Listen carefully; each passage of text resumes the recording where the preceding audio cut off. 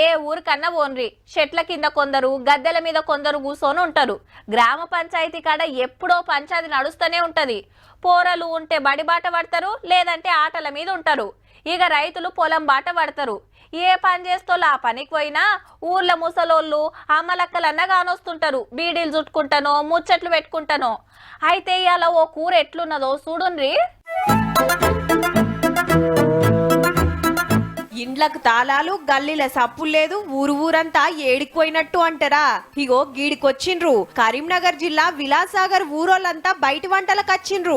బిజ్జి కింద నీడ చూసుకొని సాపలు వరుసుకొని కూకున్నారు. అటు అన్నలు కోళ్ళని పొతం పెట్టుడు, ఇటు అక్కలు పొయ్యిల మీద తుణుకల కూరొండు. వంటలు కాగానే అందరు కూకొని తినుడు.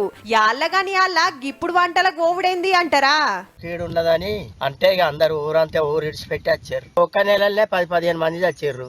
ఇట్లా చనిపోతారు ఎట్లా అంటే మరి కీడు వంటలకు కోరి ఇట్లా ఒక్క నెలలో చచ్చిపోయారు కదా అంటే సరే అని. ఊరంతా ఒక్కతన వండక తినుడు మంచిగానే ఉన్నది గాని ఈ జమానాల సుత కీడొచ్చిందని ఊరిడిచిపెట్టుడే చిత్రం ఉన్నది పోర్రి.